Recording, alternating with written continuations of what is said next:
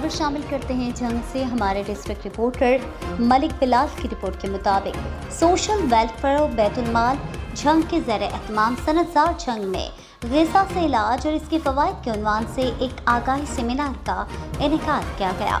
Seminar में मारूफ माहिर ग़िज़ाइयत doctor Misbah Nawaz, deputy director social welfare Azhar Abbas Adil, district manager सनतजार Rehana Yasmin, social activist doctor Riaz Naul और social net officer Mohammad Farooq समेत सनतजार के टीचर्स और तालबात ने शिरकत की।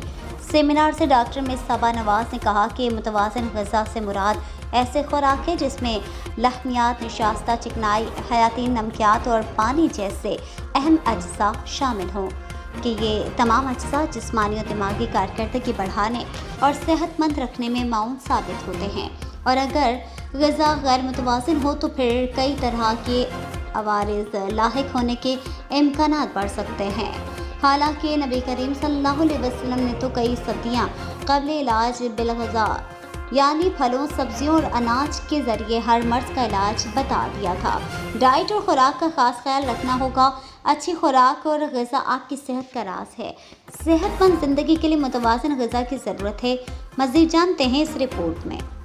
तो आई एम वेरी थैंकफुल, आप लोगों ने मुझे मौका दिया, यहाँ मैं आई, मैंने डाइट और हेल्थ का कोई रिलेशन बताया। मैंने कोशिश की है कि इस चीज़ को लोग अपनी लाइफ में इम्प्लीमेंट करें, इसके रिज़ल्ट्स आएँ, हेल्दी लाइफ की तरफ हम जाएं, ऑर्गेनिक की तरफ जाएं, जितना ज़्यादा हम लोग ऑर्गेनिक की तरफ जा सकते हैं। दूसरी बात, मेडिसिन की मैंने बात की, उसका कम इस्तेमाल करें ताकि आप एक हेल्दी लाइफस्टाइल जी सकें। फ़ैट्स को कंट्रोल करें, उसका ऑयल्स को कम करें, शुगर कम करें, सॉल्ट कम करें, और वेजिटेबल्स और फ्रूट्स की तरफ लोग जितना जा सकते हैं उतना जाएं ताकि डिजीज़ ना हों।